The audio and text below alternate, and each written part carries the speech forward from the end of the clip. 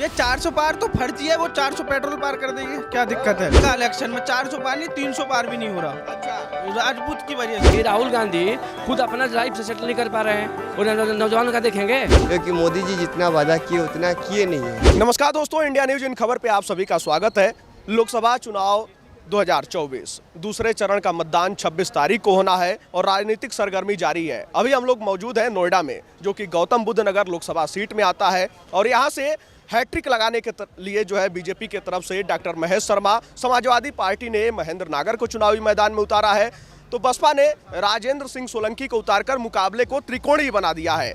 अब देखिए, समोसे की दुकान पर हम लोग खड़े हैं, समोसे के साथ आनंद ले रहे लोगों से ही जानेंगे कि यहाँ का राजनीतिक माहौल क्या है, क्योंकि अब शाम होने वाली है। अब देखिए, सूरज भी ढल गया है और यहाँ का राजनीतिक माहौल जो गर्म था वो कैसा है समोसे के साथ? कैसा है समोसा? मस्त है। मस्त है। चुनावी माहौल कैसा है? सही है। वो भी कौन जीत रहा है? पहले से कौन बता सकता है? अरे तो भी माहौल तो लग रहा होगा।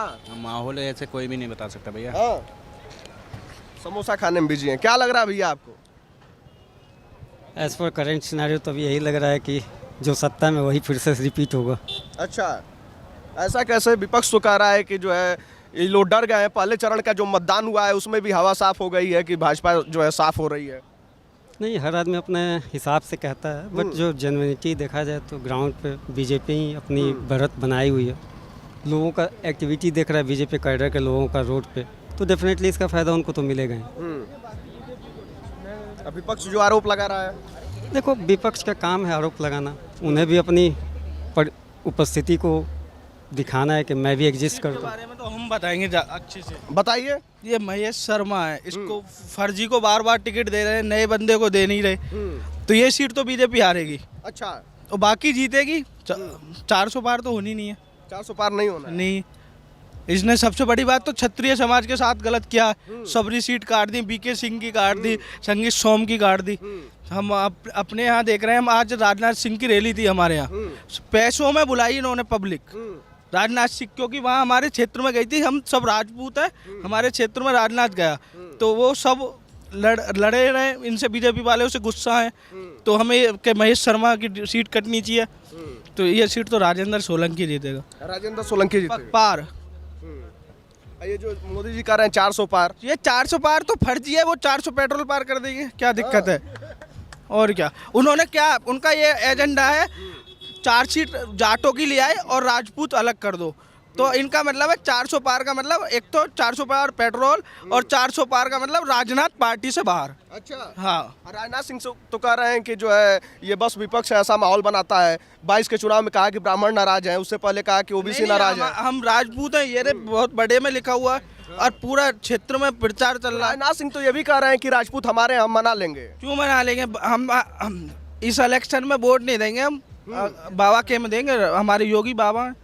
योगी बाबा भी तो आपके क्षेत्र में प्रचार कर रहे हैं। तो कर रहे हैं, तो वो तो कर रहे हैं, तो कौन मान रहा है उनकी? क्यों बीके सिंह 15 साल से जीत रहा है, तब उनको अच्छा नहीं लगा। ये महेश शर्मा फर्जी है, एक भोला राम बुलंदशहर सीट पर हर बार खड़ी कर देते हैं, उसे कुछ काम करवाते नहीं, चप्पलों की माला पड़ी है उसके हमारे गाँव में, बताओ। यानी कि आपको कैंडिडेट से नाराजगी है? हमें बीजेपी तो चाहिए पर कैंडिडेट नहीं चाहिए, जैसे भोला महेश शर्मा और एक ये अपना मुजफ्फरनगर वाली सीट पे खड़ा कर, ये फर्जी लोग हैं सबसे, ये नहीं चाहिए, कैंडिडेट नहीं चाहिए। बाकी तो देखो, हम तो बुलंदशहर क्षेत्र में आते हैं, हम तो बीजेपी को ही वोट डालेंगे, पर जो अपने भाई हैं, राजपूत भाई हैं, इस सीट पे हमारे भाई खड़े हैं राजेंद्र सोलंकी, हम तो उनके प्रचार में राजेंद्र उनको दिखाएंगे कि हाँ, जहाँ राजपूत भारी हैं वहाँ अपनी सीट निकाल के दिखाएंगे। अच्छा, राजपूत तो वो हैं, राजा भैया रविंद्र भाटिया, योगी मोदी सब बगे डोल रहे हैं रविंद्र भाटी के पीछे, हरा ले उनको दमे तो इनमें। यानी कि राजपूत समाज नाराज है? हाँ, पूरा प्रभाव पड़ रहा है।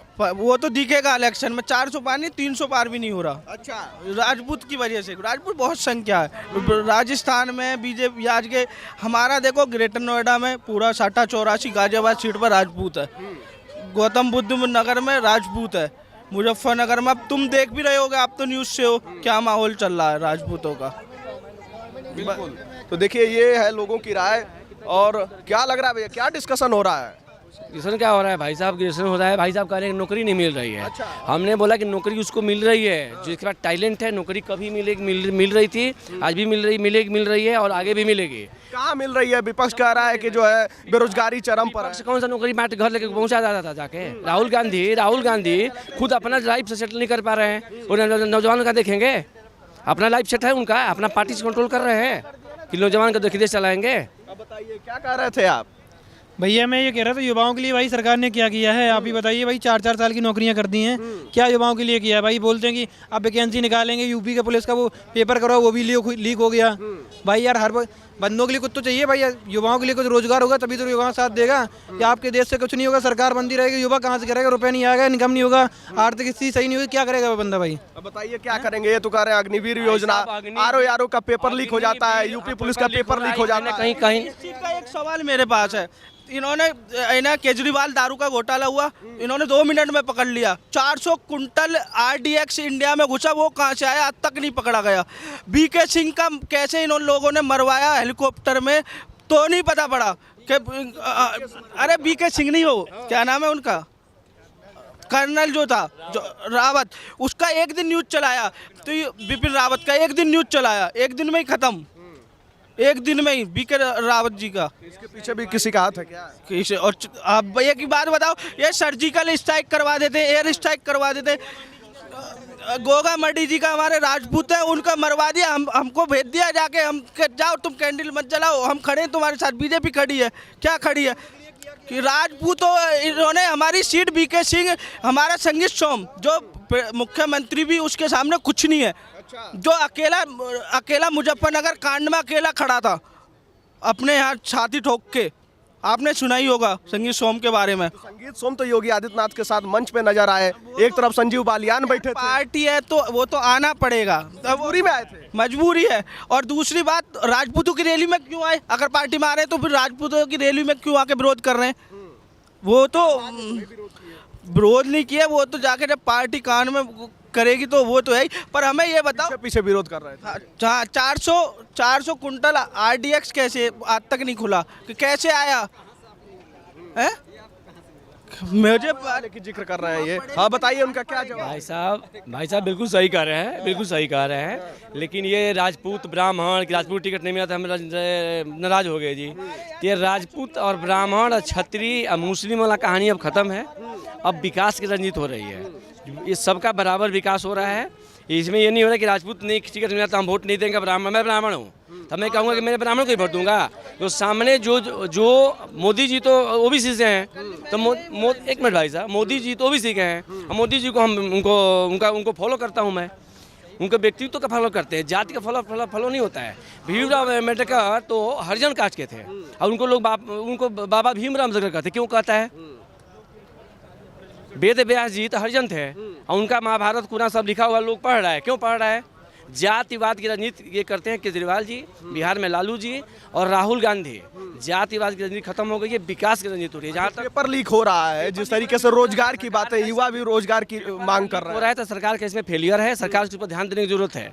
जो इस तरह के कर्मात कर रहा है उसको कड़ी फांसी की सजा दे दो। जो है क्या बेरोजगारी की बात, बेरोजगारी ठीक है, सरकारी महकमे में इतनी वैकेंसियां नहीं हो पाएगी, कहीं ना कहीं कुछ रीजन है। अब अग्निवीर का जहां पर सवाल है, अग्निवीर में जिस नौजवान को लग रहा है कि कमी है, उनको मैं सजेस्ट करूंगा कि अग्निवीर को बढ़िया से स्टडी करें। अग्निवीर एक्चुअल में है क्या? जिनको कुछ नहीं करना है वो अग्निवीर के हाला मचा रहे हैं। जब अग्निवीर खराब है तो गाँव में जाकर बच्चे तैयारी कर रहे हैं, क्यों जाके वैकेंसी में जा रहे हैं? एक अग्निवीर का लड़का जा रहा है तैयारी करके, 4 साल नौकरी कर रहा है, उसको स्किल डेवलप का 3 साल का कोर्स IT का टिकट कोर्स का सर्टिफिकेट मिल रहा है। इसके बाद 15 लाख रुपए मिल रहा है। पैरामिलिट्री फोर्स में, स्टेट पुलिस में, हर जगह उसकी वैकेंसी ओपन है। अगर बंदा ट्रेंड हो कर रहे हैं कि ऑप्शन भी नहीं है, क्या करें? समझा जा रहा है ना, गुमराह किया जा रहा है बच्चों को। जो बच्चा है, अगर मैं हूँ, मेरे को जिस विषय में पता नहीं है उस विषय में तो जो कुछ नेता हैं, कुछ लोग हैं उनको पता नहीं है, वो कहते हैं कि बेकार है जी। तो मैं बच्चों को ये सजेस्ट कर रहा हूँ कि अग्निवीर की पूरी प्रोस्पेक्ट जो है, पूरा प्रपोजल पढ़ो एक बार, अग्निवीर एक्चुअल में है क्या।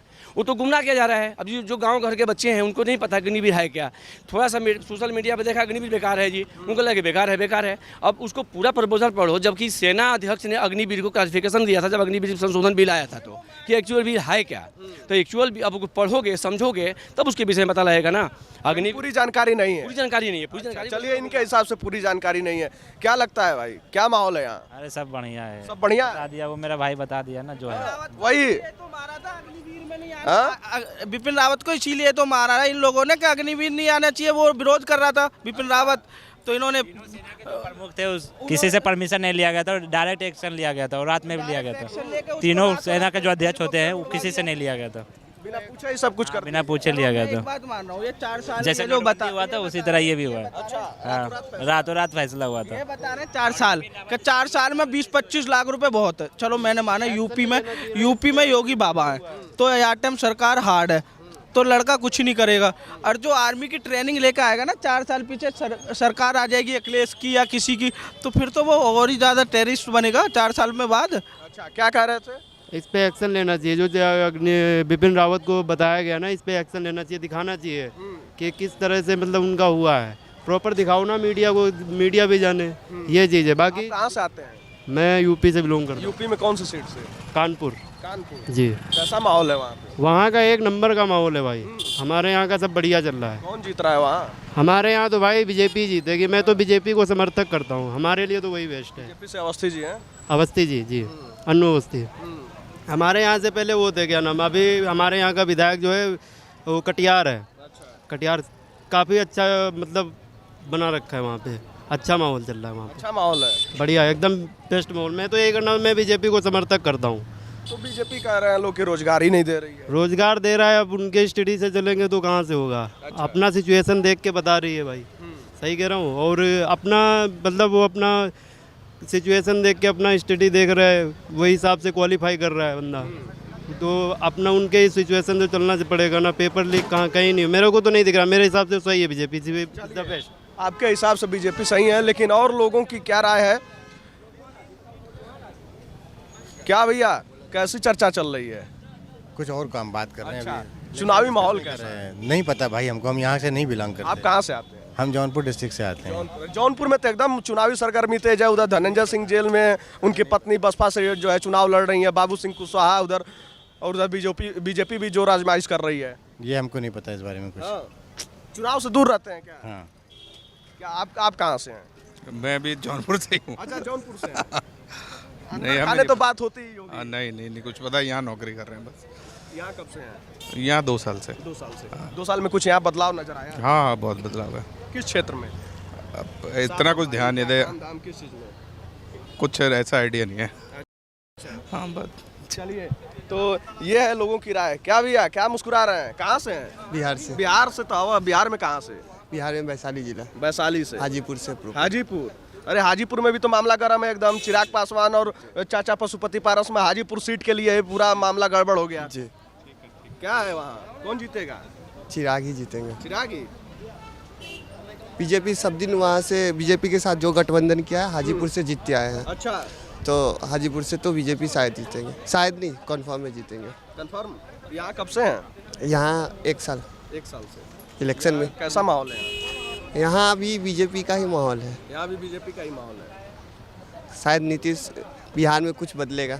बिहार में बदलेगा? विधानसभा चुनाव में? नहीं, लोकसभा वाला में भी बदलेगा। अच्छा, विधानसभा वाला लोकसभा में भी बदलेगा, क्योंकि मोदी जी जितना वादा किए उतना किए नहीं है। अच्छा, सच में नहीं किया है। सिर्फ तो नीतीश कुमार तो कभी इधर कभी उधर हो जाते हैं। नीतीश कुमार का तो भरोसा नहीं। नीतीश कुमार को वोट दिए लेकिन वो किसी काम का नहीं है, बस उनका सत्ता चाहिए, सत्ता के लिए इधर से उधर। उन पे कौन भरोसा करेगा? वोट दे के भी क्या कर सकते हैं उनको? कभी उन पे भरोसा नहीं कर सकते हैं। 2-4 भी सीट आए अपना कुर्सी के लिए इधर से उधर करते रखते। पूरा बिहार को बदनाम कर दिए नीतीश कुमार। बिहार पूरा भारत में नीतीश कुमार अपना अलग छवि बना के रखे हैं।